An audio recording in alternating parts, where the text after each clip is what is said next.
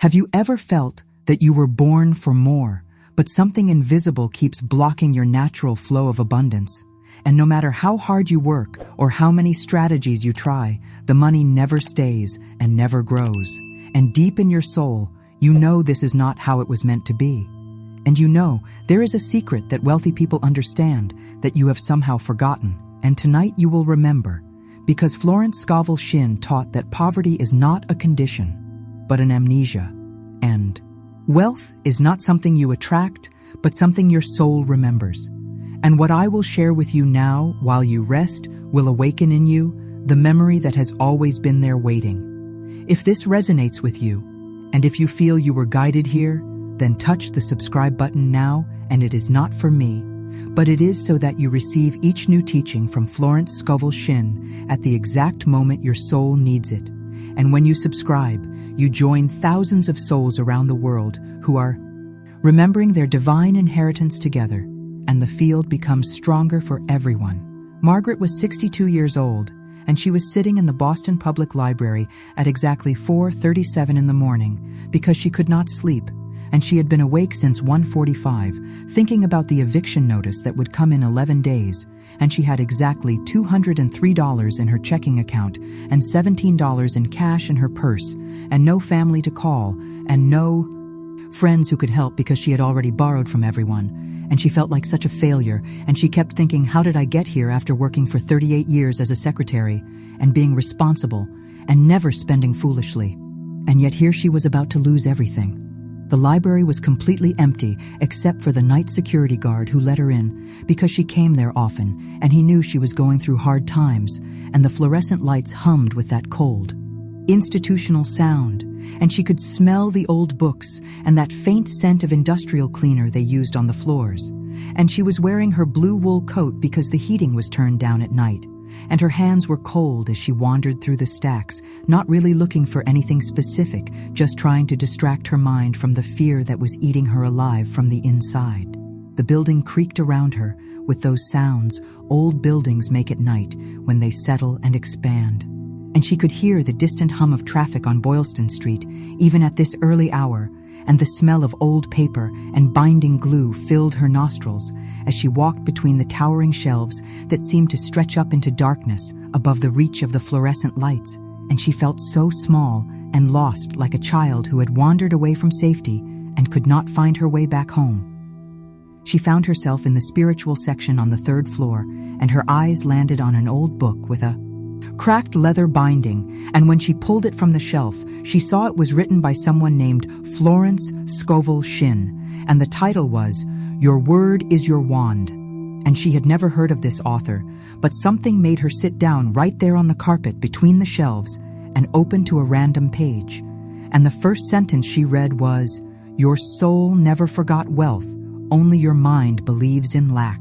And she felt something electric run through her body, like a shock of recognition. Carpet beneath her was rough and scratchy through her pants, and she could feel the cold from the floor seeping through. But she did not care because the words on the page were lighting up something inside her that had been dark for so long. And she kept reading about how poverty is spiritual amnesia and how every soul is born knowing it is provided for. But the world teaches us to forget, and we begin to believe. The forgetting is reality, and the remembering is fantasy, when it is actually the opposite. And Margaret began to cry right there on the library floor because something deep inside her knew this was true, and she had been living in a dream of scarcity when her real nature was abundance itself. The tears came silently at first, just a wetness in her eyes that she tried to blink away. But then they came with more force, and she was grateful the library was empty because she was sobbing now, and her nose was running, and she used the sleeve of her blue coat to wipe her face, and she felt embarrassed, but also relieved, like a pressure valve had been released, and she had been holding her breath for 38 years and could finally exhale, and the book felt warm in her hands, even though everything else was cold, and she read page after page about how the soul never forgets its divine inheritance, and how all suffering comes from believing we are separate from our source. She read for 2 hours until the library opened officially at 7 in the morning, and she checked out the book. and went home to her small apartment that smelled like coffee and loneliness. And she began to apply what Florence Scovel Shinn taught, and the first thing she did was stop saying, "I cannot afford." And instead she began to say, "I remember my inheritance," and every night before sleep she would repeat, "My soul remembers wealth, and I am wealth remembering itself." And she said it even when her logical mind screamed that it was foolish, and even when she felt like a liar because something deeper than logic was responding to these words. On the second day, she felt different inside, like something had shifted in her energy field, and she walked differently with her shoulders back instead of hunched forward. And she spoke differently with more confidence and less apologizing. And she began to notice small things like finding a $20 bill on the sidewalk that was crisp and new, like it had been placed there just for her, and getting a discount at the grocery store without asking when the cashier told her about a sale she had not known about, and her landlord calling to say he was extending her deadline by 2 weeks for no particular reason, just that his wife had suggested it would be the right thing to do. On the morning of the third day, at exactly 8:15, while she was drinking her coffee from her favorite blue mug that had a small chip on the handle, her phone rang, and it was a lawyer, with a voice that sounded official but kind, and he told her that her great-aunt Millicent, whom she had met only once as a child at a family reunion when she was 7 years old, had passed away and left her exactly $47,312. And Margaret dropped her coffee mug, and it shattered on the kitchen floor, and she just stood there staring at the pieces of blue ceramic while the lawyer continued talking about probate and legal procedures. Margaret had completely forgotten about this aunt and had no idea she was even still alive, because her family never talked about relatives, and she had lost touch with everyone after her parents died. But the inheritance was real, and the money was transferred to her account within 1 week, and she was able to pay her rent and have enough left over to live comfortably for 2 years while she found a new job. And she knew without any doubt that what Florence Scovel Shinn taught was true, because her soul had remembered, and her life had changed not gradually, but instantly, as soon as she stopped believing in lack and started remembering abundance. And in the comments, write only these words: "Wealth remembers me." And this is not an affirmation, but a decree. And when you write these words, you activate collective witness, and thousands of souls write these same words, and the field strengthens for everyone, and your own remembering becomes easier because you are not doing this alone, but as part of an invisible community of souls who are awakening to their true inheritance. If you want to support this spiritual work, there is a donation link in the description, and when you donate, you can also leave a personal message about what you are going through, and you will receive a personal response with guidance. And know that every dollar given returns multiplied, because when you support the teaching of abundance, you align yourself with the flow of abundance. If you choose not to do this right now, that is perfectly fine, and your path is your own. But know that this is the moment of greatest power. So do it if you feel aligned, and if something in you resists, then that resistance itself is information, because it shows you where the forgetting is strongest and where the remembering is most needed. Now you can relax completely, and you do not need to do anything else. And everything I will share enters you while you rest, and your subconscious is awake, and it absorbs every word. And if you fall asleep in the middle, that is perfect, because when you wake, the seed of remembrance will already be planted, and your soul will begin to remember what it never actually forgot about your divine inheritance and your natural relationship with wealth. Florence Scovel Shinn was born in 1869 in Camden, New Jersey, and she grew up in a world where women were expected to be silent about money and spiritual matters. But something in her soul refused to accept the limitations that society placed on her, and she moved to New York City when she was 23 years old to study art and illustration. But what she discovered was far greater than any artistic technique, because she began to understand that consciousness creates reality, and that poverty is nothing more than spiritual amnesia. In the early 1900s, when Florence was walking through Manhattan and observing the vast differences between the wealthy and the poor, she began to see that it was not circumstances or luck or even hard work that determined a person's financial condition, but something much deeper and more fundamental. And she realized that every soul is born with the memory of its divine inheritance.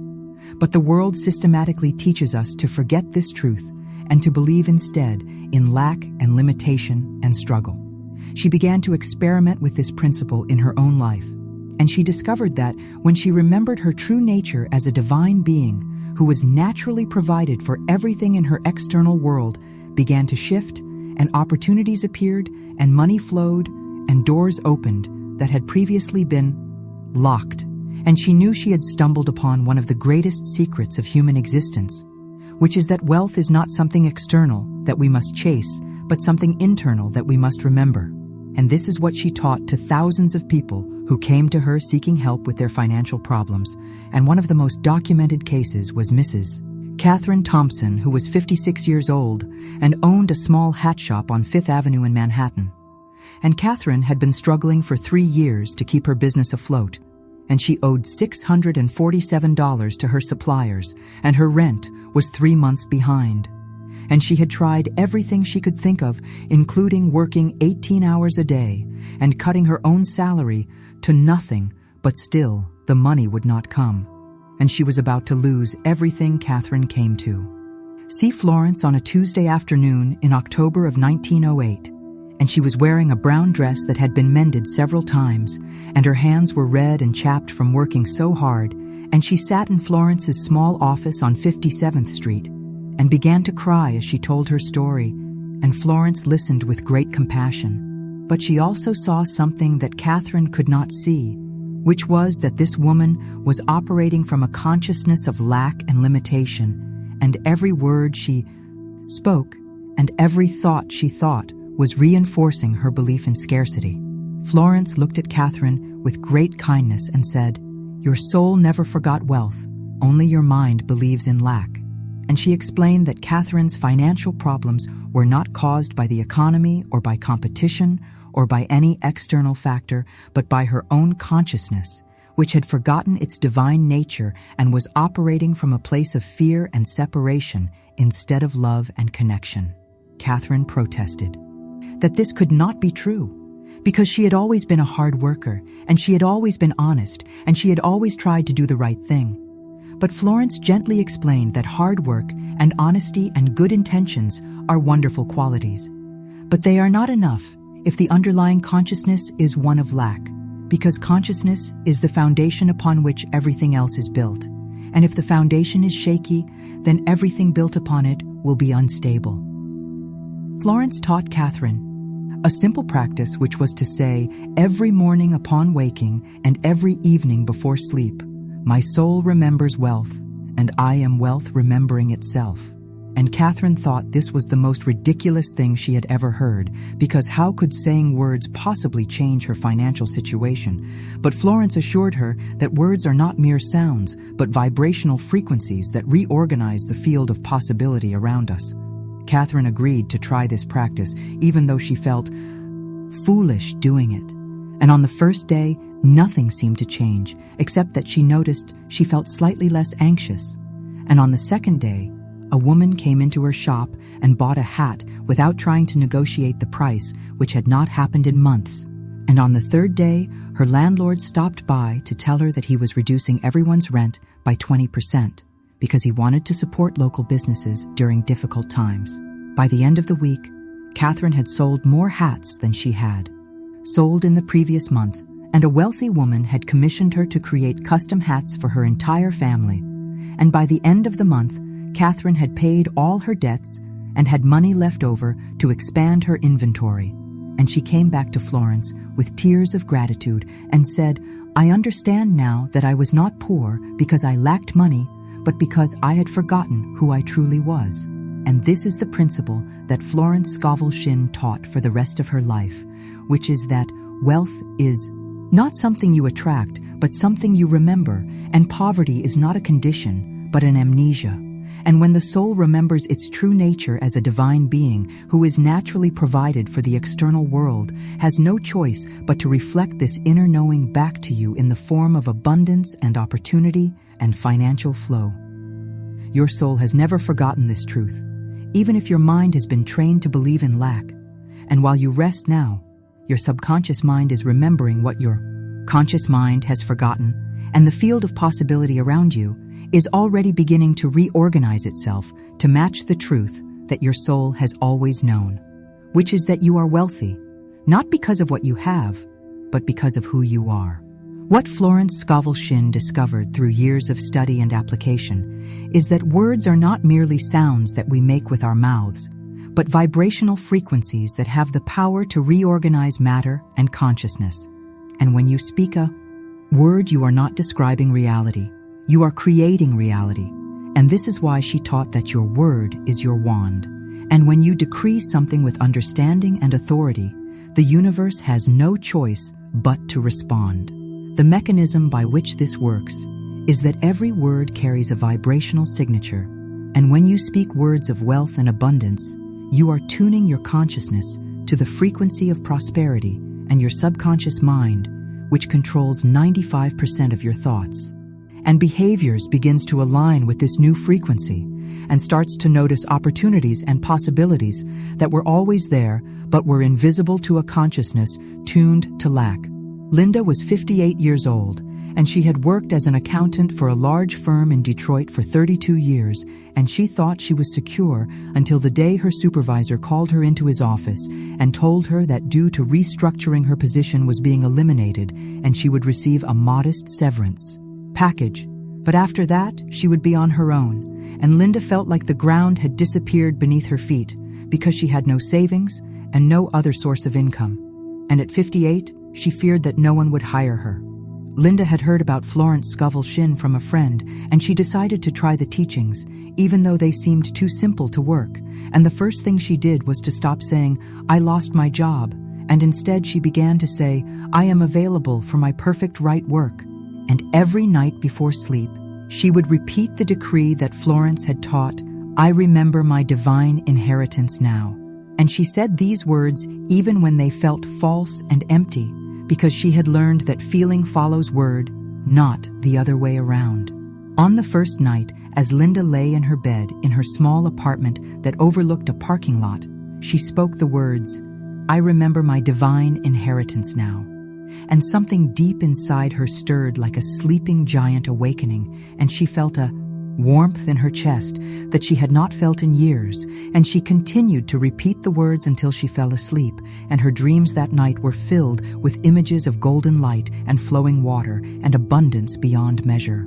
The second night, the words came easier, and she noticed that during the day she was thinking differently about her situation. Instead of seeing herself as a victim of corporate downsizing, she began to see herself as someone who was free to explore new possibilities, and she found herself reading job postings with excitement rather than desperation. And she began to present herself in interviews not as someone who needed work, but as someone who had valuable skills to offer. On the third night, the words felt natural and true, and Linda could feel something shifting in her energy field, like a radio being tuned to a clearer station. And on the fourth day, she received a call from a company she had interviewed with the week before, and they offered her a position with a salary that was 83% higher than what she had been earning at her previous job. And the work was more interesting, and the people were kinder, and the office had windows that looked out on a beautiful garden. By the fifth day, Linda had received 2 more job offers, and she realized that she was no longer operating from desperation, but from choice. And she selected the position that felt most aligned with her values and her skills. And when she started her new job, her colleagues commented on her confidence and her positive energy, and her supervisor told her that she had exactly the kind of presence they had been looking for. Linda understood then that the words she had been speaking were not empty affirmations, but decrees that had reorganized her consciousness. And when her consciousness changed, her reality had no choice but to change as well. Because consciousness is the field in which all experience arises, and when you change the field, you change everything that appears within it. This is the mechanism that Florence Scovel Shinn taught, which is that when you decree something, you are not trying to convince the universe to give you what you want, but you are remembering what has always been true and aligning your consciousness with that truth. And when consciousness and truth are aligned, manifestation is not a struggle, but a natural unfolding. The reason why decreeing before sleep is particularly powerful is that during the hours of rest, your conscious mind relaxes. Its grip on what it thinks is possible, and your subconscious mind, which is connected to the infinite field of all possibility, is free to reorganize itself according to the new patterns you have given it through your words. And when you wake in the morning, you wake as a different person, with a different consciousness, and therefore a different reality. While you rest now, your subconscious mind is already beginning to reorganize itself according to the words you have heard and the truth you are, remembering. And you do not need to force anything or make anything happen, because the process is as natural as a seed growing in the soil. And just as the seed contains within itself everything it needs to become a tree, your consciousness contains within itself everything it needs to manifest abundance. The deepest teaching that Florence Scovel Shinn shared was that you do not need money because you are money in spiritual form. And when you truly understand this principle, your relationship with wealth transforms completely, because you stop trying to get something you lack and start expressing something you are. And this shift from needing to being is the key that unlocks the door to infinite abundance.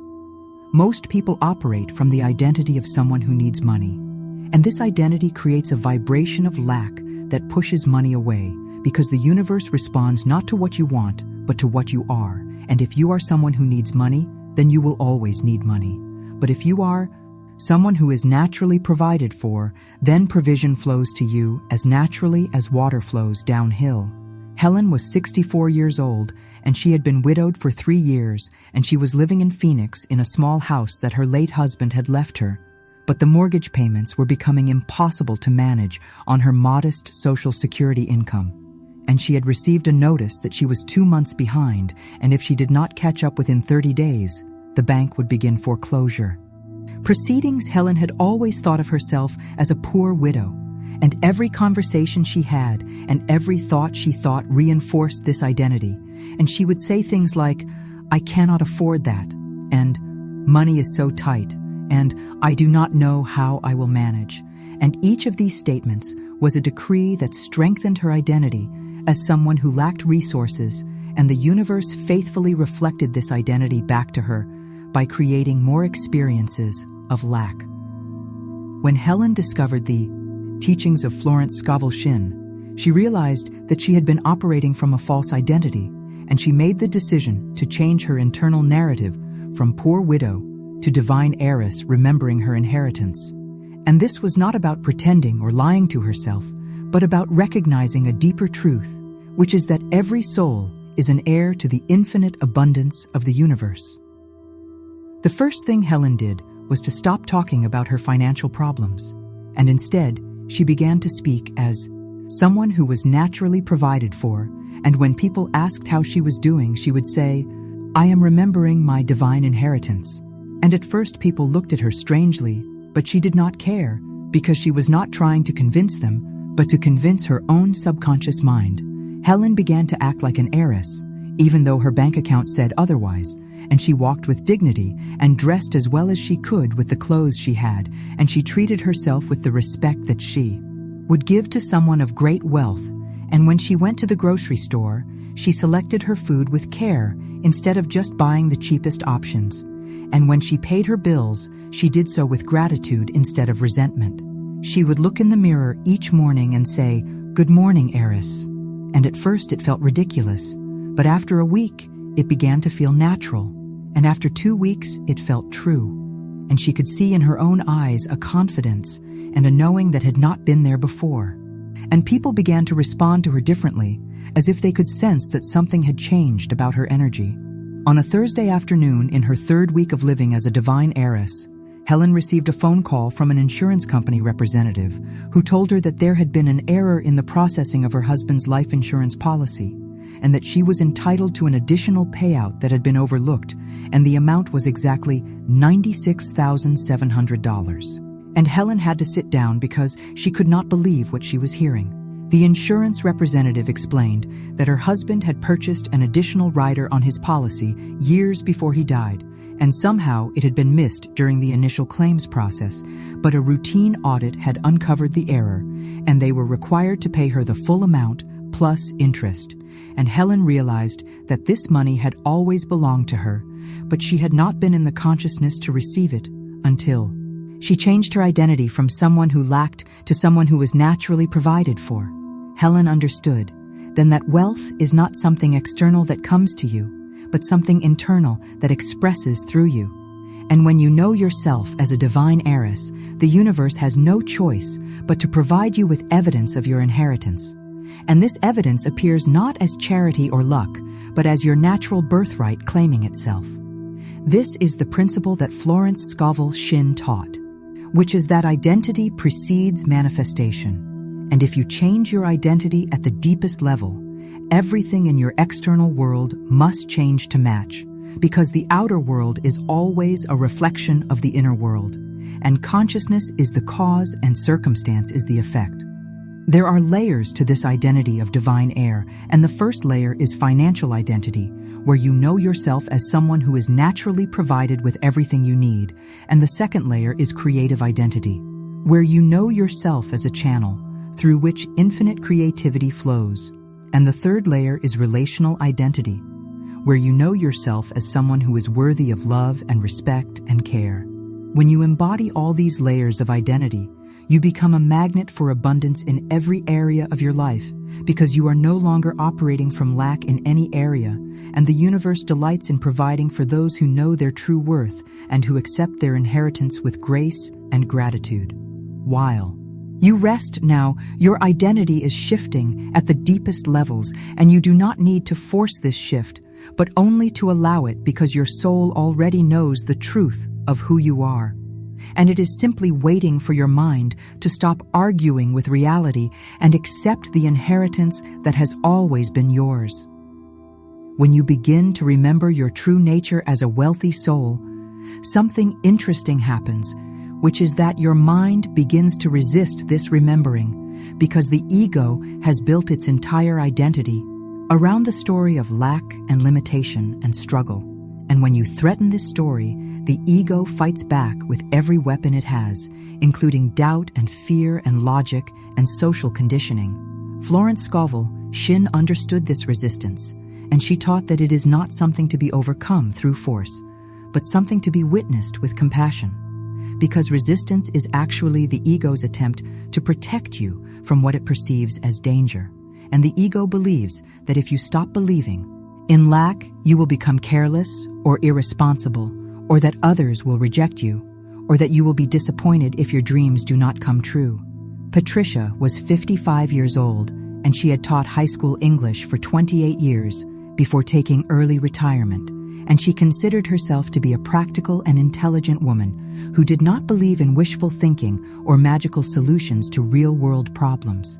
But she was also desperate because her retirement savings were not enough to sustain her lifestyle, and she was facing the prospect of having to go back to work.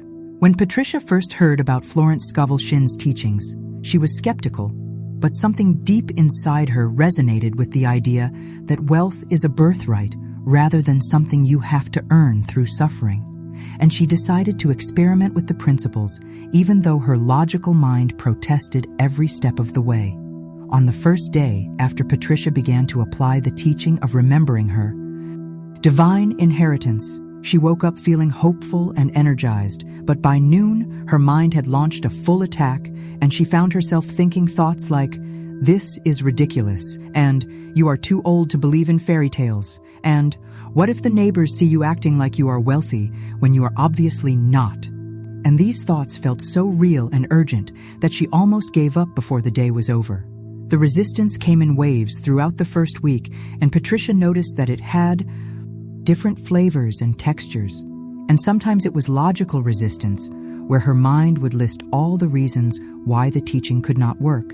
And sometimes it was emotional resistance, where she would feel afraid of being disappointed or embarrassed.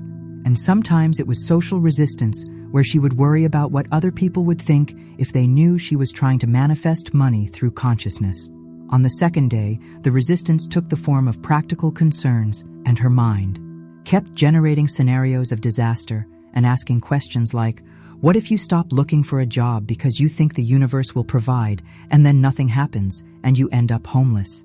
And What if you start spending money you do not have because you believe you are wealthy, and then you go into debt? And these fears felt so real that Patricia spent most of the day in anxiety. By the third day, Patricia had learned to recognize the voice of resistance, and instead of fighting it, she began to speak to it with kindness, and she would say, "I understand that you are trying to protect me, and I appreciate your concern, but I am choosing to trust something greater than fear." And she continued to repeat her decrees, even when her mind was screaming that they were lies.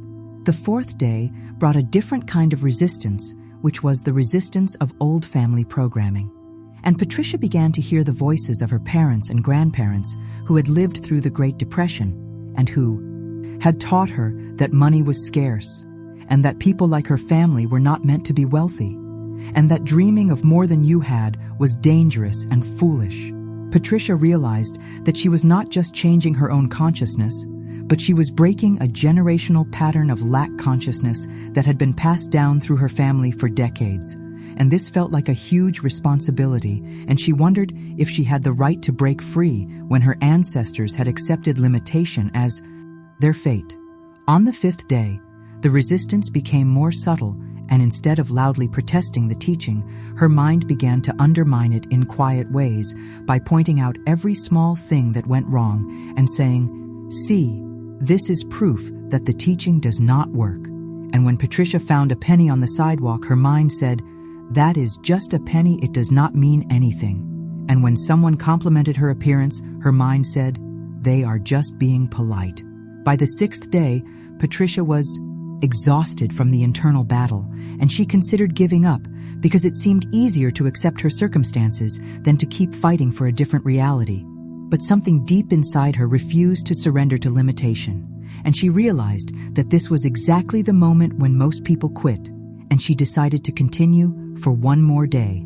On the seventh day, something shifted, and instead of fighting the resistance, Patricia surrendered to something greater than both the resistance and her personal will.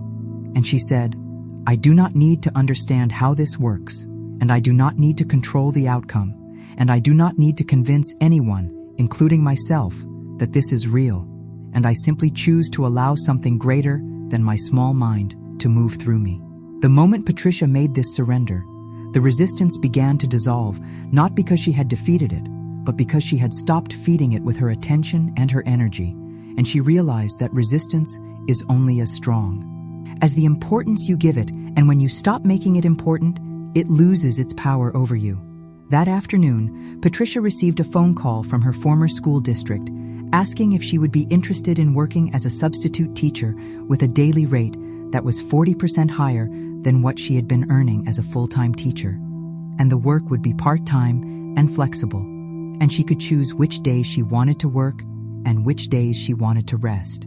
Within 2 weeks, Patricia was earning more money working 3 days a week than she had been earning working 5 days a week, and she had the freedom to travel and pursue her hobbies. And she realized that the abundance had been there all along, waiting for her consciousness to become clear enough to receive it. Patricia understood then that resistance is not the enemy, but the guardian at the threshold, and its job is to test your commitment to your new identity. And when you pass the test by surrendering your need to control and understand everything, the guardian steps aside and allows you to enter the kingdom that has always been yours. While you rest now, any resistance you may have is being dissolved not through force, but through the gentle power of surrender. And you do not need to fight anything or overcome anything, but only to allow something greater than your small mind to remember itself through you. When your soul begins to remember its divine inheritance, the universe immediately begins to send you confirmations, and these confirmations come in the form of signs and synchronicities and meaningful coincidences that are not random events, but evidence that your consciousness is shifting and your reality is reorganizing itself to match the new frequency you are broadcasting through your being. And Florence Scovel Shinn understood this principle so deeply that she built her entire teaching around the recognition that signs are the universe's love language. Florence discovered this truth through her own experience in 1906 when she was struggling to make a living as an illustrator in New York City, and she had been applying metaphysical principles for months without seeing major results, and she was beginning to doubt whether the teachings were real or just wishful thinking. And then one morning, she found a silver dollar on her doorstep, and something about the way it caught the morning light made her feel that this was more than coincidence. That silver dollar became the first sign that led Florence to understand that the universe speaks to us constantly through symbols and synchronicities, and that our job is not to create signs, but to recognize them. And the more attention she paid to small confirmations, the more confirmations appeared, until her entire life became a conversation between her soul and the infinite intelligence that governs all existence. Florence taught that signs are the universe's way of saying yes to your remembering, and they appear not because you are special or chosen, but because you have aligned your consciousness with truth. And when consciousness and truth are aligned, the field of possibility has no choice but to respond with evidence and confirmation and support. And the signs come in 3 distinct waves that correspond to the depth of your remembrance. Barbara was 61 years old, and she had worked as a carpenter for 37 years in a male-dominated trade, and she was proud of her skills and her reputation. But the physical demands of the work were becoming too much for her aging body, and she could feel her strength diminishing with each passing season, and she was facing the reality that she might need to retire earlier than planned, with savings that were not adequate to support her for the rest of her life.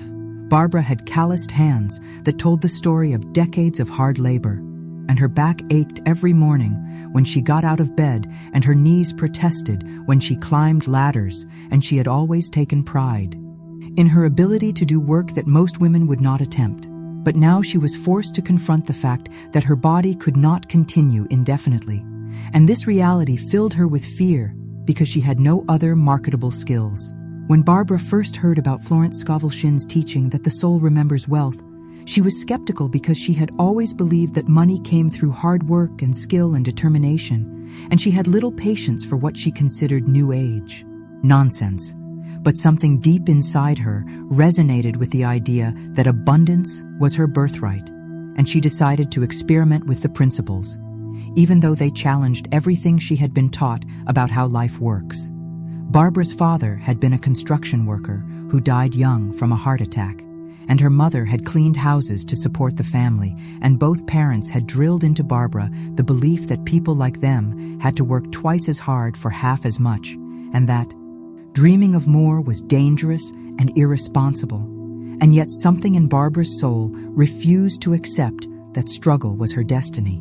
Barbara began to apply the teaching by declaring every morning while she loaded her tools into her truck, "I remember my divine inheritance." And every evening before sleep, while her body ached from the day's labor, she would repeat, "My soul knows wealth, and I am wealth remembering itself." And at first, the words felt foreign and uncomfortable, like speaking a language she had never learned, but she continued the practice because something in her soul recognized the truth of what she was saying.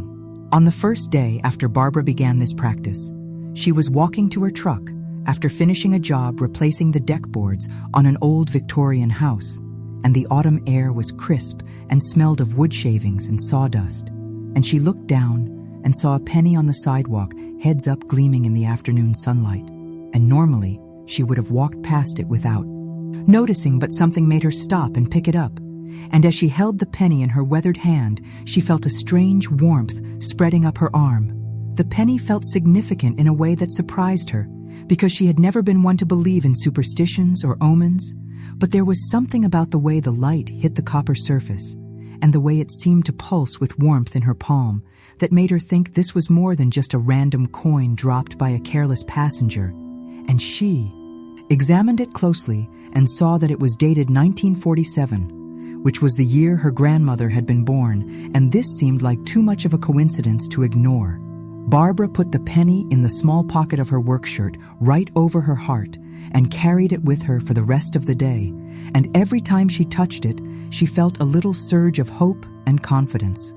And when she got home that evening, she placed the penny on her nightstand next to her bed and looked at it for a long time, wondering if she was being foolish to think that a penny could mean anything, but unable to shake the feeling that something important had just begun. On the second day, Barbara was scheduled to repair the front steps of a house in an upscale neighborhood, and when she arrived at the job site, the homeowner, Mrs. Chen, came out to greet her and explained that she had been expecting a different contractor who had canceled at the last minute, and she was surprised to see Barbara, but she had heard good things about her work and decided to let her proceed with the job. Mrs. Chen was a small, elegant woman in her 70s with silver hair and kind eyes, and she seemed genuinely interested in Barbara as a person, rather than just as hired labor. And this was unusual, because most homeowners barely acknowledged Barbara's presence and treated her as if she were invisible. And Mrs. Chen invited Barbara to use the guest bathroom and offered her access to the kitchen if she needed water or coffee. As Barbara worked on the steps, she could smell the scent of jasmine tea drifting from the house, and she could hear classical music playing softly, and Mrs. Chen came out periodically to check on the progress and to bring Barbara a cup of coffee in a delicate china cup that seemed too elegant for someone with working hands to touch. But Mrs. Chen insisted that everyone deserved to drink from beautiful things. During one of these coffee breaks, Mrs. Chen mentioned that she was looking for someone reliable to do ongoing maintenance on several rental properties she owned, and she asked if Barbara would be interested in a contract that would provide steady work for the next 2 years. And Barbara almost dropped her hammer, because this was exactly the kind of opportunity she had been hoping for, but had not known how to find the contract. Mrs. Chen offered would pay 40% more than Barbara's usual rate, and the work would be less physically demanding because it involved maintenance and repair rather than new construction. And the properties were all in good neighborhoods, and the tenants were professionals who treated their living spaces with respect. And Barbara realized that this opportunity had appeared just one day after she had started declaring her divine inheritance, and she wondered if this could be what Florence Scovel Shinn meant by signs. Barbara accepted the contract immediately, and as she drove home that afternoon, she kept touching the penny in her shirt pocket and thinking about how her life had suddenly shifted in a direction she had not expected. And she felt a mixture of excitement and disbelief, because part of her still could not accept that speaking words could actually change her circumstances, but the evidence was becoming difficult to ignore. On the third day, Barbara was working at one of Mrs. Chen's rental properties replacing some loose floorboards, and she received a phone call from a woman named Sarah who said she had gotten Barbara's number from a mutual friend, and she needed some custom shelving built for her home office. And when Barbara quoted her price, Sarah agreed immediately without trying to negotiate, and said she had been looking for a skilled carpenter for months and was excited to finally find someone with Barbara's reputation. Barbara had no idea who the mutual friend was because she had not given her number to anyone recently. But she did not question this stroke of good fortune, and she scheduled the consultation for the following weekend. And when she arrived at Sarah's house, she was impressed by the quality of the existing woodwork, and she knew immediately that this would be a job that would challenge her skills in the best possible way. Sarah was a writer who worked from home, and she had specific ideas about what she wanted, but she also trusted Barbara's expertise. And she encouraged Barbara to suggest improvements to the design. And when Barbara mentioned that the shelves would look better with crown molding, Sarah agreed without hesitation. Even though this would increase the cost by several $100s, Barbara completed the shelving job in 2 days. And Sarah was so pleased with the work that she asked Barbara to build custom cabinets for her kitchen. And she also mentioned that she was part of a women's investment group, and several of the other members were looking for reliable contractors to work on their properties, and she would be happy to refer Barbara to them. And Barbara felt like she had entered a different world where her work was valued and appreciated. Within 1 week of starting her declaration practice, Barbara had more work opportunities than she had seen in years, and all of them were exactly the kind of jobs she preferred, and all of them paid better than her usual rates, and she realized that these were not coincidences, but confirmations that her consciousness was shifting and the universe was responding to her new frequency. Barbara began to understand that there are 3 distinct levels of signs, and the first level is micro-signs, which are small internal nudges and external coincidences that most people dismiss as meaningless, but which are actually the universe's way of saying, you are on the right track. And these include things like finding coins and seeing repeating numbers and hearing songs with meaningful lyrics at exactly the right moment, and feeling sudden surges of hope or confidence for no apparent reason. The micro signs that Barbara experienced included not just the penny, but also finding that her truck started immediately on cold mornings when it usually needed several attempts, and discovering that she had exactly the right amount of materials for each job without waste, and having clients offer her lunch or coffee without being asked, and noticing that traffic lights seemed to turn green just as she approached them. The second level is medium signs, which are small synchronicities and opportunities that appear in your life, seemingly out of nowhere. And these signs require some action on your part, but they feel easy and natural rather than forced. And they include things like meeting the right person at the right time and receiving unexpected invitations and having doors open that were previously closed and being in the right place at exactly the right moment. The medium signs that Barbara experienced included Mrs. Chen's contract offer and Sarah's referrals, and also receiving a call from a building supply company that wanted to feature her work in their showroom, and being invited to join a professional women's network that she had never heard of, but which turned out to be exactly what she needed to expand her business connections. The third level is macro signs, which are undeniable manifestations and major life changes that happen so quickly and so perfectly that there is no way to dismiss them as coincidence. And these signs often involve amounts of money and opportunities that are beyond what you thought was possible. And they appear not through struggle, but through grace. And they usually come after you have learned to recognize and trust the micro and medium signs. Barbara experienced all 3 levels of signs within her first month of practice. And she realized that the signs had always been there, but she had not been in the consciousness to recognize them, because her mind had been focused on lack and limitation rather than abundance and possibility. And when she shifted her consciousness, the signs became visible and undeniable, and she began to live in a state of constant wonder and gratitude. The penny she had found on that first day became a symbol for Barbara, and she carried it in her pocket every day as a reminder that the universe was constantly offering her evidence of abundance.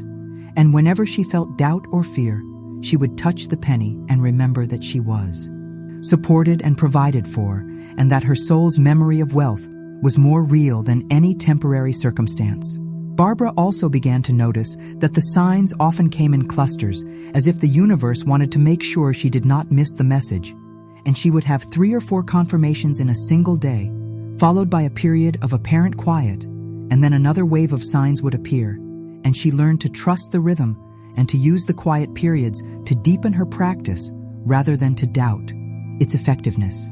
6 months after Barbara began working with Florence Scovel Shinn's teachings, her income had doubled and her work had become a source of joy rather than just survival. And she was able to hire an assistant, which took the physical strain off her aging body, and she began to think about the possibility of opening her own woodworking studio where she could create artistic pieces rather than just functional repairs.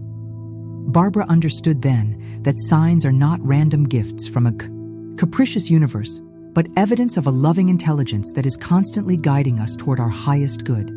And when we learn to read the signs, we discover that we are never alone and never lost, and always being led toward the fulfillment of our deepest desires and our soul's true purpose. While you rest now, the signs are already being prepared for you, and they are appearing at exactly the right moments, in exactly the right ways, and you do not need to look for them or worry about missing them. Because when your consciousness is aligned with truth, the signs find you, and they confirm what your soul already knows, which is that you are wealthy and provided for and deeply loved by the intelligence that creates worlds. One of the most challenging aspects of remembering your divine inheritance is learning to trust divine timing, because the ego wants everything to happen immediately. And when the abundance does not appear as quickly as the mind expects, doubt begins to creep in, and the old patterns of lack consciousness start to reassert themselves.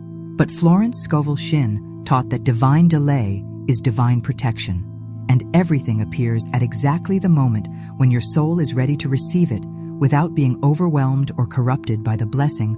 Florence discovered this principle through her own experience of waiting. and she learned that what appears to be delay from the human perspective is actually perfect orchestration from the divine perspective.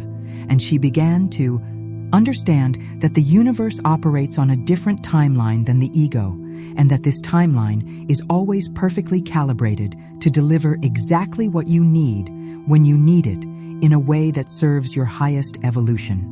The universe operates on a timeline that takes into account factors that the human mind cannot see, and what seems like delay from our limited perspective is actually perfect orchestration from the perspective of infinite wisdom. And when you understand this principle, you can relax into the process and trust that what is yours is coming at exactly the right moment, in exactly the right way for your highest good and greatest joy. Dorothy was 59 years old, and she had worked as a nurse for 34 years in the cardiac unit of a large hospital, and she was planning to retire in 6 years when she reached 65, but a reorganization at her hospital had resulted in increased workloads and decreased staffing, and the stress was affecting her health, and she was developing high blood pressure and chronic fatigue, and she was considering early retirement, even though her savings were not quite adequate to support her for the rest of her life. Dorothy had always been someone who took care of others, and she found deep meaning in her work. But the healthcare system had changed dramatically over her career, and she felt like she was spending more time with paperwork than with patients, and the emotional toll of watching people suffer while being unable to provide the level of care she wanted to give was wearing on her soul, and she knew she could not continue much longer. When Dorothy discovered Florence Scovel Shinn's teaching about remembering divine inheritance, she felt a spark of hope because she had always been a spiritual person who believed in prayer and divine providence. But she had never connected these beliefs to her financial situation, and she began to apply the principles with earnest dedication and sincere faith because she felt like this might be her last chance to change her circumstances. Dorothy had grown up in a family where money was always scarce, and her parents had worked multiple jobs just to pay the bills, and she had learned to associate financial security with endless labor and constant worry. And even though she had been financially responsible throughout her career, she had never been able to shake the feeling that poverty was always just one catastrophe away. Dorothy established a daily practice of declaring, "I remember my divine inheritance" each morning while she prepared for her shift, and "my soul knows wealth, and I am wealth in form" each evening while she unwound from the emotional intensity of her work. And she also began to visualize herself living comfortably without financial worry. And she could see herself traveling and spending time with her grandchildren and pursuing hobbies that she had never had time for while working full-time. The first thing Dorothy noticed was a shift in her energy level, and she found that she was less affected by the stress of her job, and she was sleeping better at night, and her blood pressure began to stabilize, and her colleagues commented that she seemed more peaceful and centered, and several patients told her that there was something different about her presence that made them feel calmer and more hopeful. For the first 2 weeks, Dorothy felt hopeful and energized, and she noticed small signs like receiving unexpected discounts and finding money in old purses and having expensive repairs cost less than quoted, but no major financial breakthrough appeared. And by the 3rd week, she was beginning to wonder if the teaching really worked or if she was being naive and foolish to believe that consciousness could change circumstances. Dorothy's doubts were fueled by the voices of her family members who had always been skeptical of anything that seemed too good to be true. And she could hear her father's voice saying, "Nothing in life is free," and her mother's voice warning her not to get her hopes up because disappointment was inevitable. And these voices felt so real and urgent that she almost abandoned her practice several times. By the 4th week, Dorothy's doubts had grown stronger, and she found herself thinking thoughts like, "Maybe this works for other people, but not for me," and "I am probably too old to change my financial situation," and "I should just accept that I will have to work until I am too sick to continue." And these thoughts felt heavy and depressing and made her want to give up on the whole experiment. Dorothy's resistance to divine timing was also connected to her need to control and plan, and she had always been someone who liked to know exactly what was going to happen and when, and the uncertainty of waiting for the universe to respond felt almost unbearable.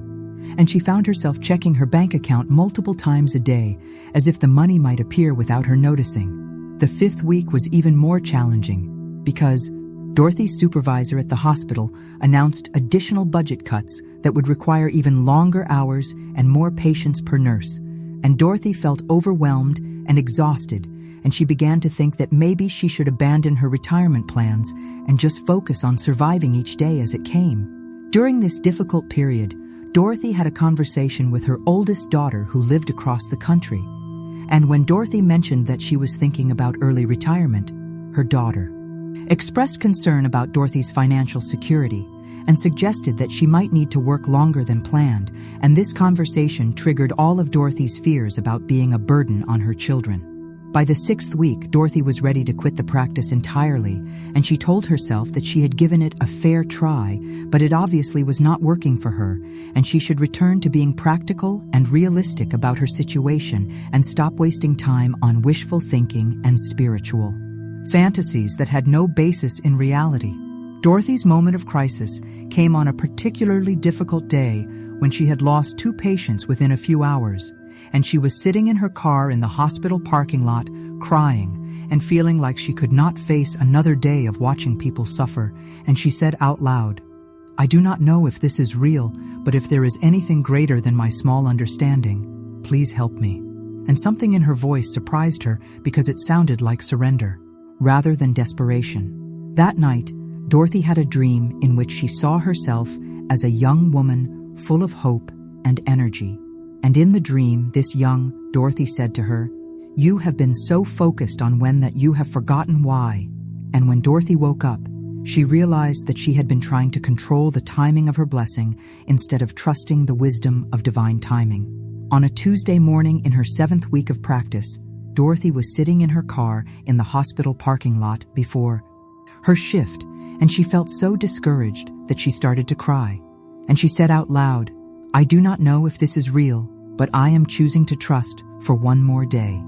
And something in her voice surprised her because it sounded like surrender rather than desperation. That afternoon, Dorothy received a phone call from a lawyer representing the estate of her Uncle Frank, whom she had not seen for 15 years.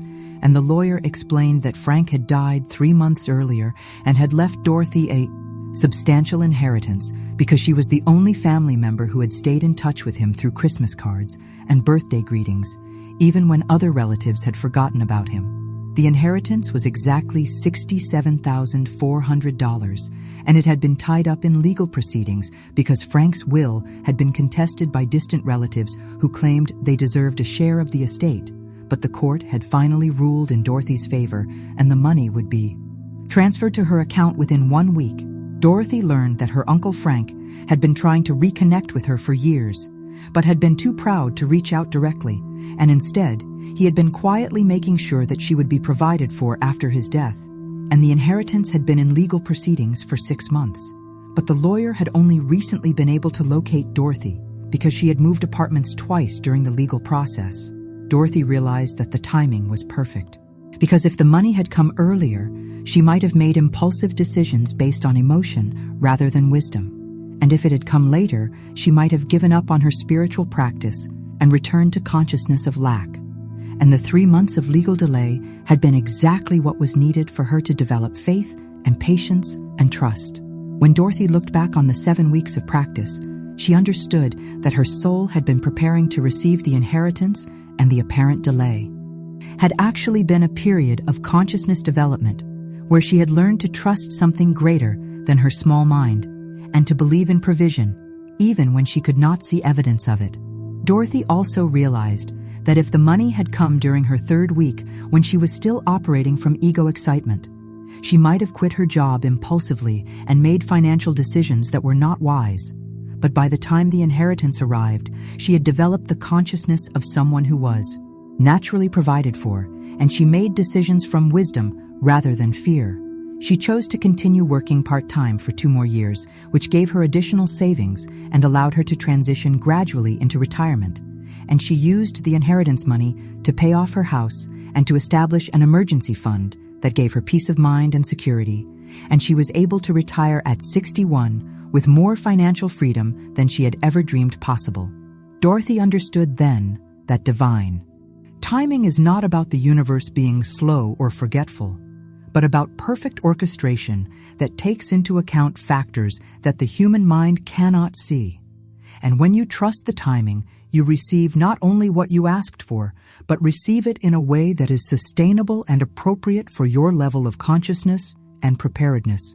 Dorothy also learned that during the waiting period, her consciousness had been reorganizing itself at levels deeper than thought, and her relationship with money had shifted from anxiety to trust, and her identity had evolved from someone who worried about security to someone who knew she was provided for, and this inner transformation was more valuable than the money itself. Florence Scovel Shinn taught that the soul knows when you are ready, and the universe delivers when readiness and opportunity align. And this alignment cannot be forced through willpower or manipulated through technique, but can only be allowed through surrender and trust and faith in the perfect intelligence that governs all life. The waiting period is not punishment, but preparation. And it is during this time that your consciousness expands to accommodate the blessing that is coming. And if the blessing came before the consciousness was ready, it might be lost or misused, or it might create problems rather than solutions, and divine timing ensures that you receive your good in a way that brings lasting joy rather than temporary excitement. Dorothy began to see her experience as a masterclass in trust, and she realized that every day of waiting had been teaching her something important about patience and faith and surrender. And she understood that the inheritance was not just money, but evidence that she was loved and cared for by an intelligence that knew her needs better than she knew them herself. While you rest now, divine timing is operating in your life, and everything that belongs to you is making its way to you at exactly the right moment, and you do not need to worry about when or how, because the same intelligence that moves the planets and changes the seasons is orchestrating your abundance with perfect precision and infinite love. And when your blessing arrives, you will know without doubt that it came at exactly the right time, in exactly the right way. What Florence Scovel Shinn understood about consciousness is that it is not individual, but collective. And when you remember your divine inheritance, you do not do so alone, but as part of an invisible community of souls who are all awakening to the same truth. And this collective field of remembering makes the process easier and more powerful for everyone, because consciousness is contagious. And when one person breaks through to a new level of awareness, it creates a pathway that others can follow and strengthens the morphic field of abundance for all humanity. Florence discovered this principle through her work with thousands of students, and she began to notice that when one person in a group experienced a major breakthrough, others in the group would often manifest similar results shortly afterward. And she realized that consciousness operates like a tuning fork, and when one person vibrates at the frequency of abundance, it helps others to find that same frequency within themselves.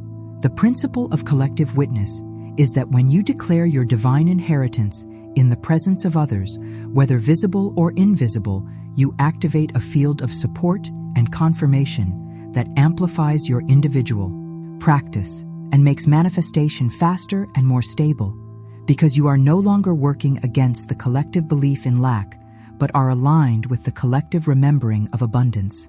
And this alignment creates what Florence called the miracle mind. Susan was 63 years old, and she had worked as a janitor at a large office building in Kansas City for 28 years. And she took pride in her work and was respected by the tenants and the building management, but the pay was modest. And she had no retirement savings, and she was facing the prospect of working until her health failed because she simply could not afford to stop working.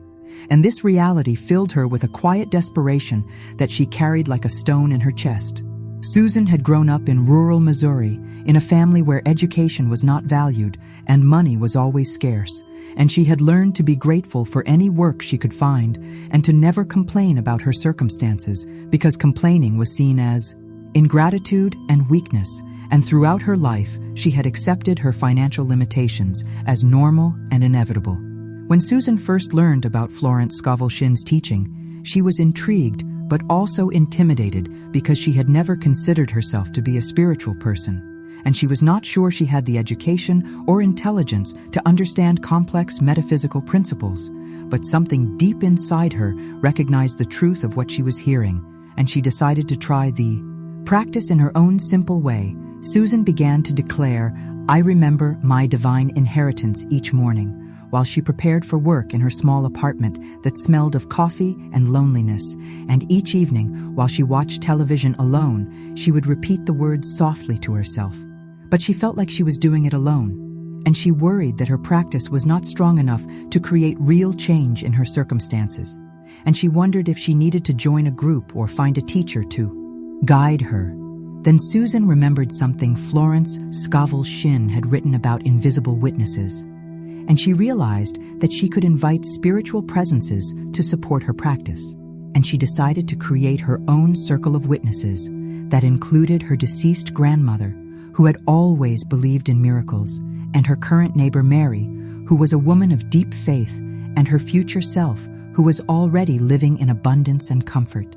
Every night before sleep, Susan would sit on the edge of her bed in her small bedroom with its faded wallpaper and single window that looked out on the parking lot, and she would imagine these three witnesses gathered around her like a circle of light and love, and she would speak her declaration in their presence, and she would feel their support and encouragement, and suddenly her practice felt much more powerful because she was no longer doing it alone, but as part of a sacred circle of souls who believed in her success. Susan's grandmother had died when Susan was 12 years old, but she had been a woman who always found money when she needed it, and who believed that God provided for those who trusted. And Susan could feel her grandmother's presence so clearly that sometimes she could almost see her sitting in the chair beside her bed, wearing her familiar blue dress and pearl earrings, and nodding with approval as Susan made her declarations. Susan's grandmother had lived through the Great Depression and had raised 7 children on very little money, but she had never lost her faith that everything would work out. And she had taught Susan to look for signs of God's provision in small things like finding a quarter on the sidewalk or receiving an unexpected kindness from a stranger. And Susan realized that her grandmother was still teaching her these lessons from beyond the veil. Mary was Susan's next-door neighbor, and they had been friends for 8 years, ever since Mary had moved into the apartment complex. And although Susan had never told Mary about her spiritual practice, she felt Mary's support across the space between their apartments, and she knew that Mary was praying for her in her own way. And this knowledge made Susan feel held and supported in ways she had never experienced before. Mary was a widow in her 70s, who had raised 5 children as a single mother, and who attended church every Sunday and volunteered at the food bank twice a week. And she had a way of appearing at Susan's door with a casserole or a batch of cookies whenever Susan was having a particularly difficult day, and Mary never asked for anything in return. But Susan could feel the love and concern radiating from her neighbor like warmth from a fire. The third witness was Susan's future self, who was already living in abundance and comfort. And this version of Susan would appear in her imagination as a woman who was peaceful and confident and financially secure, and who would smile at the current Susan with great love and say, "You are already here. You just do not know it yet." And this brought Susan tremendous comfort and assurance because it felt more real than her current circumstances. Susan's future self had silver hair and wore beautiful clothes and lived in a small house with a garden and had enough money to travel and help her family and give generously to causes she cared about. And when Susan connected with this vision, she could feel the reality of it in her bones. And she knew that this was not fantasy, but destiny, and that her current struggles were just a temporary experience on the way to her true inheritance. On the 4th night of practicing with her circle of witnesses, Susan felt the field intensify, and she could sense that thousands of other souls around the world were making similar declarations, and she felt connected to this vast network of people who were all remembering their divine inheritance together. And the feeling was so powerful that she began to cry with gratitude, and she understood for the first time that she was part of something much larger than herself, Susan began to visualize this global community of souls as points of light scattered across the planet, and she could see the connections between them like golden threads. And whenever someone in the network experienced a breakthrough, the light would pulse and spread to others, and she realized that her own remembering was contributing to the collective awakening and making it easier for others to find their way home to abundance. Within 1 week of establishing her witness circle, Susan's life began to change in remarkable ways, and the first sign was that her supervisor offered her additional cleaning contracts at 3 other buildings, which would increase her income by 32%. And when Susan asked why she had been chosen for these opportunities, her supervisor said, "You seem different lately, more confident and positive, and I want that energy in our other locations." The second sign came when Susan's neighbor Mary knocked on her door with a lottery ticket and said, "I bought this for you because I had a feeling you should have it." And Mary had never bought lottery tickets for anyone before, and had in fact always disapproved of gambling. But she said she felt strongly guided to buy this particular ticket for Susan, and when Susan scratched off the silver coating, she discovered that she had won $18,000 exactly. Susan realized that Mary had been moved to buy the ticket because she was part of Susan's witness circle, and the collective field had worked through Mary to bring Susan this gift. And Susan felt overwhelming gratitude, not just for the money, but for the confirmation that her practice was creating real change in the quantum field around her, and that the invisible support she had been feeling was absolutely real. Both women stood in Susan's doorway staring at the ticket in amazement, and Mary began to cry and said, "I knew God had something special planned for you." And Susan hugged her neighbor and felt the presence of her grandmother and her future self joining in the celebration. And she understood that miracles happen when we allow ourselves to be supported by the collective field of love. Susan also understood that the $18,000 was not just a random amount, but was exactly what she needed to feel secure about her future, and to know that she was provided for and protected. And when she deposited the money, she felt a shift in her identity from someone who worried about money to someone who trusted that she would always have enough. And this shift in consciousness was more valuable than the money itself. The third sign came 2 weeks later, when the building management company offered Susan a promotion to building supervisor with a salary that was 67% higher than her current pay and full benefits, including a retirement plan and health insurance. And Susan realized that she was being offered not just a job, but a career that would support her for the rest of her working life. Susan knew that these opportunities had appeared because she had activated the collective field through her witness circle, and she was no longer working alone, but as part of an invisible community of souls who were all supporting each other's success and prosperity. And this understanding filled her with a sense of belonging and purpose that she had never felt before. And she realized that the loneliness that had haunted her for years had been transformed into connection.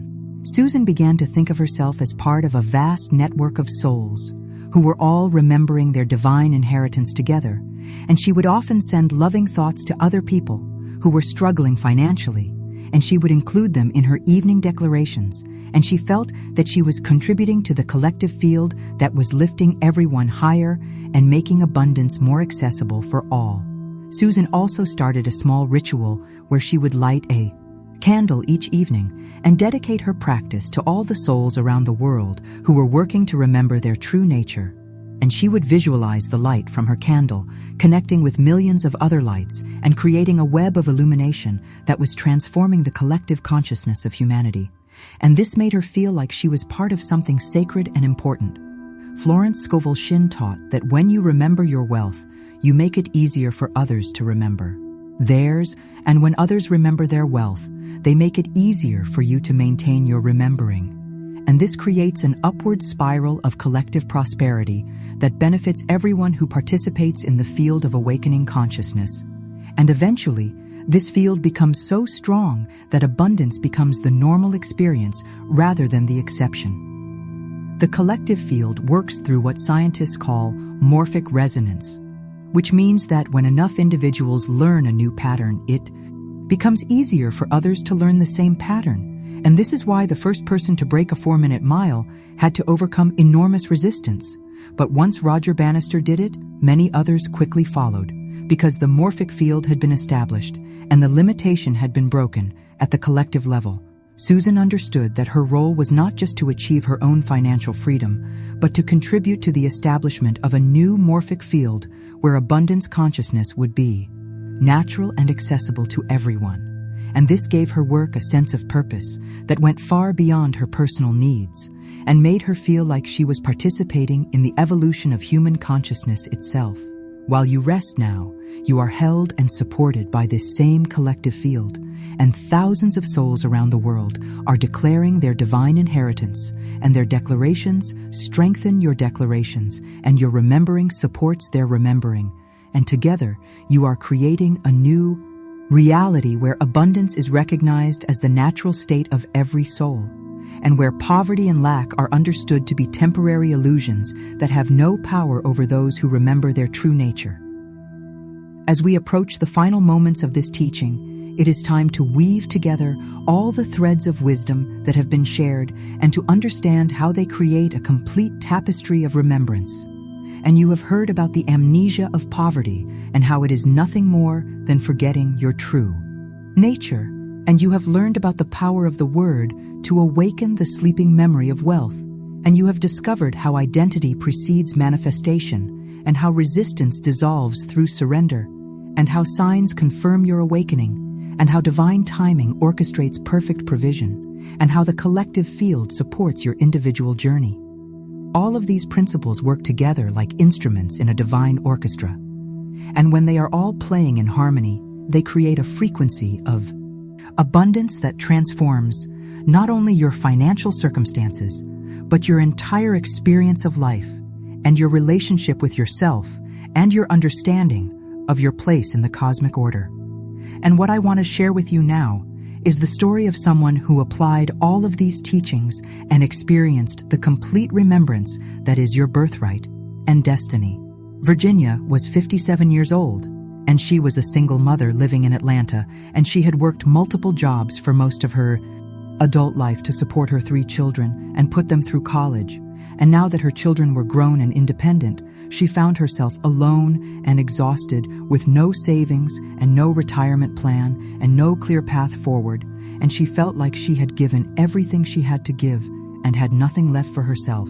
Virginia's situation was desperate because she had lost her job as a medical billing clerk when the clinic where she worked was bought by a larger corporation, and at 57, she was finding it almost impossible to get hired anywhere else, despite her experience and skills, and her unemployment benefits were about to run out, and she was facing the real possibility of losing her apartment and having nowhere to go. And this reality terrified her more than anything she had ever faced. The stress of her situation was affecting Virginia's health, and she was developing anxiety attacks that would come without warning and leave her gasping for breath and shaking. And she was suffering from insomnia and would lie awake for hours worrying about what would happen to her. And she was beginning to think that she would never recover from the financial devastation that had become her life. And she felt angry at God and at the universe and at herself for being so naive as to believe that everything would work out if she just worked hard and did the right things. Virginia had always been someone who took care of others, and she had sacrificed her own dreams and ambitions to make sure her children had opportunities she had never had. And she had worked as a waitress and a cleaning lady and a nurse's aide and a dozen other jobs over the years, and she had never complained because she believed that hard work and sacrifice would eventually be rewarded. But now she was forced to confront the possibility that she had been wrong about everything. One evening when Virginia was at her lowest point and had spent the day filling out job applications online and being rejected by automated response emails, she was walking through her neighborhood trying to clear her head, and she found herself standing in front of a small bookstore that she had never noticed before, even though she had walked this street hundreds of times, and something drew her inside, even though she had no money to spend on books. The bookstore was warm and smelled of old paper and coffee, and there was classical music playing softly, and Virginia felt a sense of peace that she had not experienced in months. And she wandered through the aisles feeling lost and hopeless, but also somehow comforted by the presence of so many books containing so much wisdom and hope and possibility. Virginia's eyes fell on a small volume by Florence Scovel Shinn, and she had never heard of this author, but something about the title, "Your Word is Your Wand," intrigued her, and she opened the book to a random page and read, "Your soul never forgot wealth, it only forgot that it never forgot." And something about these words penetrated the fog of despair that had surrounded her for months, and she sat down right there in the aisle and began to read with an intensity that surprised her. For 2 hours, Virginia read about spiritual amnesia and divine inheritance and the power of the word and identity transformation and resistance and surrender and signs and timing and collective witness. And with each page, she felt something awakening inside her that had been dormant for so long. She had forgotten it existed, and when she finished reading, she knew that her life was about to change completely, even though she had no idea how Virginia used her last $23 to buy the book. And she went home to her small apartment with its peeling wallpaper and broken air conditioner and began to apply everything she had learned with the dedication of someone who had nothing left to lose and everything to gain. And she started with the most fundamental principle, which was changing her identity from someone who needed help to someone who was remembering her divine inheritance. The first thing Virginia did was to stop telling people about her problems, and instead she began to speak as someone who was naturally provided for. And when people asked how she was doing, she would say, "I am remembering my true nature as a wealthy soul." And at first people looked at her with concern, as if she might be having a breakdown. But Virginia did not care, because she was not speaking to convince them, but to convince her own subconscious mind. Virginia established a practice of declaring, "My soul remembers wealth and I am wealth in form," every morning when she woke up in her small bedroom with its single window that looked out on a parking lot, and every evening before sleep while the sounds of the city hummed around her apartment, and she said these words with authority and conviction, even when her circumstances seemed to contradict them, and especially when doubt and fear tried to overwhelm her faith. She began to act like someone who was naturally abundant, even though her bank account was almost empty. And she had started shopping at thrift stores and skipping meals to save money. And she walked with dignity and spoke with confidence and treated herself with the respect that she would give to someone of great worth. And when she went to job interviews, she presented herself not as someone desperate for work, but as someone with valuable gifts to offer. Virginia also learned to recognize and surrender the resistance that arose whenever she tried to shift her consciousness, and instead of fighting the voices of doubt and fear that would whisper, "You are too old," and "This is too late," and "You have already failed," she would acknowledge them with compassion and then gently redirect her attention to the truth of her divine inheritance. And she discovered that resistance lost its power when she stopped feeding it with her attention. She became skilled at reading the signs that the universe was sending her, and she learned to distinguish between the 3 levels of confirmation, and she celebrated every microsign like finding exact change in her purse when she needed it, and followed every medium sign like receiving unexpected discounts, and prepared herself to receive the macro signs that she knew were coming, because her consciousness was becoming aligned with truth. Virginia also practiced patience with divine timing, and when weeks passed without major change and her savings dwindled to nothing, and she had to ask her landlord for an extension on her rent, she reminded herself that the universe was orchestrating her abundance with perfect wisdom, and that everything was appearing at exactly the right moment for her highest good. And she used the waiting time to deepen her faith and strengthen her practice. Most importantly, Virginia created a circle of invisible witnesses that included her deceased mother, who had always believed in miracles, despite a life of struggle, and her future self, who was already living in abundance, and the collective field of all souls who were remembering their divine inheritance, and she felt supported and held by this sacred community in ways that made her practice more powerful than she could ever achieve alone. Virginia's mother had died 5 years earlier from cancer and had worked as a seamstress her entire life, making beautiful clothes for wealthy women while wearing worn dresses herself. but she had always maintained a deep faith that God would provide. And she had taught Virginia to look for angels in everyday people and to never lose hope, no matter how dark things seemed. For 47 days, Virginia applied all of these principles with unwavering dedication. And although she saw many small signs and synchronicities, no major breakthrough appeared, and her situation was becoming more desperate every day. And on the morning of the 48th day, she woke up feeling discouraged and wondering if she had been fooling herself. And she sat on the edge of her bed, looking at the eviction notice that had arrived the day before, and said, "I do not know if any of this is real, but I choose to trust for one more day."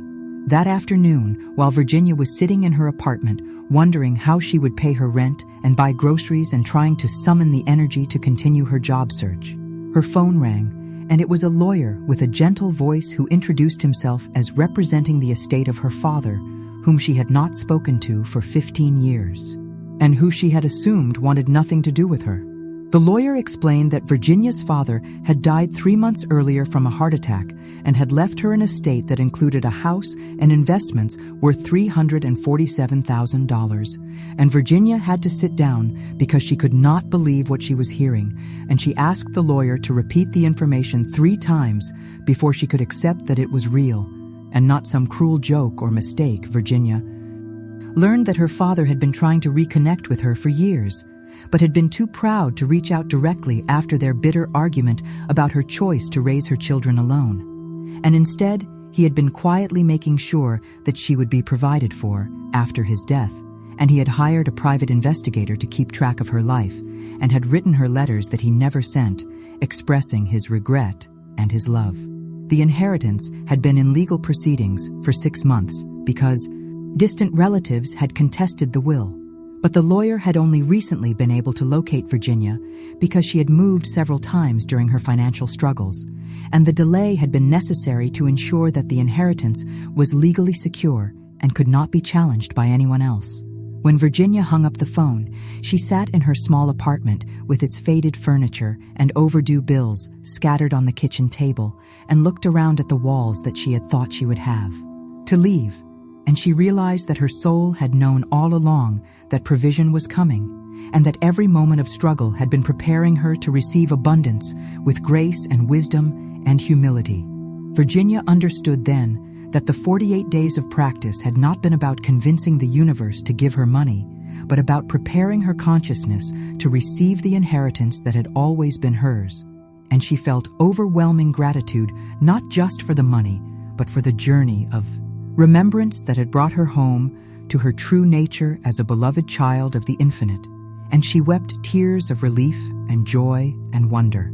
The transformation was not just financial, but spiritual, and Virginia realized that the woman who would receive this inheritance was not the same woman who had started practicing 48 days earlier, and the process of remembering her divine nature had changed her at the cellular level and had prepared her to be a wise steward of the abundance that was now flowing into her life.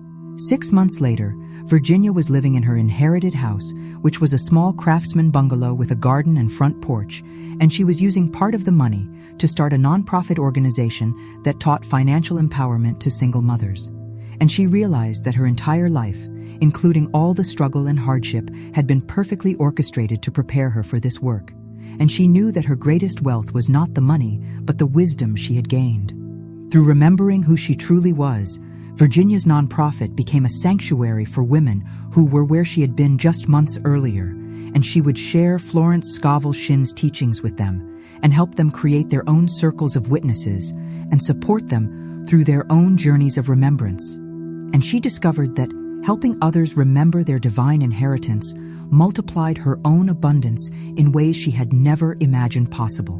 This is the complete journey of remembrance, and it is available to every soul who is willing to release the illusion of lack and embrace the truth of divine inheritance. And while you rest now, your own journey of remembrance is accelerating, and everything that belongs to you is making its way to you with perfect timing and infinite love. And when your moment of complete remembrance arrives, you will know without doubt that you have always been wealthy and have never been anything but a beloved child of infinite abundance. and now we have arrived at the most sacred moment of this entire teaching. And this is the moment when everything you have heard and everything you have felt and everything you have remembered crystallizes into permanent knowing. And what I will share with you now are not just words, but vibrational keys that will unlock the final door between you and your divine inheritance and seal your remembrance so deeply that it can never be forgotten again. Even if you are sleeping, something in you is awake and listening. And this part of you never sleeps and never doubts and never forgets. And it has been waiting for this moment when you would be ready to receive the final seal that makes your remembrance permanent and irreversible. And it hears every word I will speak now with perfect understanding and complete receptivity, because it recognizes the frequency of truth and responds only to what is real.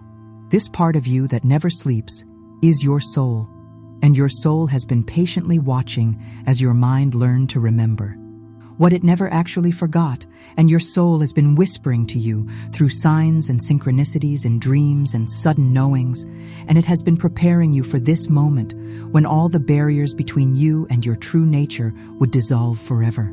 Breathe deeply with me now and feel your chest rise and fall, and know that each breath you take is bringing you closer to the truth of who you are, and each exhale is releasing everything that is not aligned with your divine nature. And breathe in abundance and breathe out lack, and breathe in remembrance and breathe out amnesia, and breathe in truth and breathe out illusion, and breathe in your divine inheritance and breathe out every thought that has ever told you that you are anything less than infinitely valuable.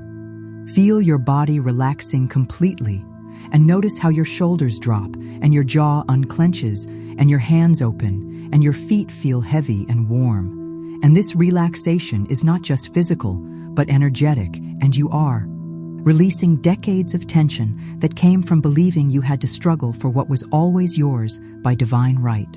And as you release this tension, your energy field expands and becomes more receptive to the blessings that are already flowing toward you. Your soul never forgot that it is wealthy and abundant, and provided for and loved and cherished and supported. And your soul has been waiting patiently for your mind to remember what it has always known. And tonight is the night when the remembrance becomes complete and the forgetting ends forever, and you step into the full awareness of your divine inheritance, and you never again believe that you are separate from the source of all abundance. I will now speak the words that seal your remembrance, and these words carry the authority of truth itself, and they penetrate every cell of your body and every layer of your consciousness, and they reorganize your entire being according to the divine pattern that has always been your true nature. And these words are not mine, but they come through me from the same source that spoke the worlds into existence, and they have the power to speak your wealth into manifestation. These words are spoken not just for you, but through you to every soul who will ever hear this teaching, and you are part of an eternal chain of remembrance that stretches across time and space. And when these words move through you, they activate the remembrance in countless other souls, and your individual awakening becomes part of the collective awakening of humanity to its divine nature. First wave and speak these words with me in your heart, and feel their power as they move through you like liquid light. It is finished. Your poverty consciousness is ended. Your struggle with money is over. Your belief in lack is dissolved. It is done. Your soul's memory is awakened. Your divine inheritance is activated. Your natural abundance is flowing, and it cannot be otherwise, because your soul has remembered, and what the soul remembers cannot be forgotten. This is your new reality now and always. Second wave and feel these words penetrate deeper as they establish permanent change in your identity and reorganize your consciousness at the quantum level. It is finished. Your amnesia of wealth is healed. Your fear of poverty is dissolved. Your identity as lacking is transformed. It is done. Your consciousness of abundance is established. Your faith in provision is unshakable. Your trust in divine timing is complete, and it cannot be otherwise, Because you are wealth in form, and wealth in form cannot believe in poverty. This is who you are now and always. Third wave, and let these words seal your transformation with the authority of divine law and make it permanent and irreversible for all time. It is finished. Your inheritance is activated. Your abundance is flowing. Your provision is secured. It is done. Your wealth, consciousness is sealed. Your prosperity is established. Your financial freedom is guaranteed. And it cannot be otherwise. Because this is who you have always been, and you are finally remembering. This is your truth now and always. Now receive the decree of your true identity, and let these words become the foundation of your new reality, and speak them with me from the depth of your soul, and feel them taking root in every cell of your being. First wave of identity, recognition, and feel the truth of these words awakening in your consciousness. I am a natural receiver. Money flows to me easily and abundantly. I have always been provided for.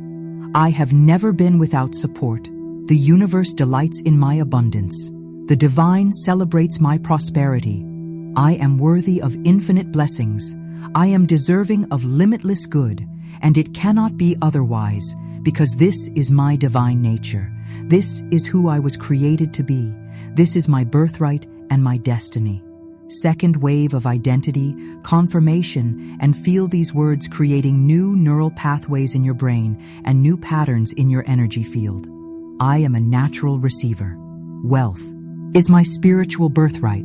I am abundance in human form. I am prosperity, made manifest. I have always been provided for. I have never been forgotten or abandoned. My prosperity blesses everyone around me. My abundance lifts up all humanity, and it cannot be otherwise, because I am abundance itself, expressing through this human experience. This is my gift to the world. Third wave of identity establishment, and let these words seal your new identity permanently in your consciousness. I am a natural receiver. I am wealthy in every dimension. I am abundant in all areas of life. I am prosperous beyond measure. I have always been provided for. I always will be provided for. My inheritance is limitless and eternal. My abundance flows from the infinite source, and it cannot be otherwise, because I am one with the source, and the source is pure abundance. This is my reality now and forever. And now receive the final sealing words that make this remembrance permanent and unshakable and eternal, and these words carry the full authority of divine law, and they cannot be revoked or reversed or diminished by any force in the universe. And so it is sealed in your consciousness at the deepest levels. And so it is written in your energy field with letters of light. And so it is established in your reality as immutable law. And so it is recorded in the Akashic records for all time. And so it remains now and always and forever, unchanging and unshakable and eternal, and it cannot be otherwise, because your soul has remembered its true nature, and what the soul remembers becomes reality. And reality, once established, cannot be undone. The remembrance is complete. The forgetting is finished. The amnesia is healed. The inheritance is yours. And so it is. And so it is. And so it is. Feel these words sinking into your bones and your blood and your breath and becoming part of your cellular memory. And know that you will never again be able to believe that you are anything other than infinitely abundant, because the truth has been sealed so deeply in your being that it has become your default setting and your natural frequency. You can continue resting now in complete peace and trust, because everything that needed to happen has already happened. And the seed of remembrance has been planted so deeply in your consciousness that nothing can uproot it. And when you wake, you will be different. Not because something has been added to you, but because you have remembered what was always true, and you have returned to your original nature as a beloved child of infinite abundance. Your soul knows that you are wealthy, and this knowing will express itself in your life in ways that are perfect for you and appropriate for your path. And you do not need to figure out how or when or where, because the same intelligence that grows flowers and moves stars is orchestrating your abundance with infinite wisdom and perfect love, and everything that belongs to you is already on its way to you. The process is now complete and irreversible, and you are free from the illusion of lack forever. And you have stepped into your true inheritance as a divine being having a human experience, and your life will reflect this truth in countless beautiful ways that will surprise and delight you and confirm over and over again that you are loved and supported and provided for by the infinite source of all good rest. Now, wealthy soul, knowing that you have remembered your true nature and that this remembrance is permanent and unshakable, and that your life will reflect this truth in countless beautiful ways, and you are provided for, and you are loved, and you are abundant, and you always have been, and you always will be, because this is who you are, and this is what you are, and this is your gift to the world. Welcome home to your true nature as abundance itself, and welcome to the life that has been waiting for you to remember who you really are, and welcome to the freedom that comes from knowing that you are infinitely loved and eternally provided for by the source of all life. It is finished, and you are free, and you are wealthy, and you are home, and you always have been, and you always will be. And so it is.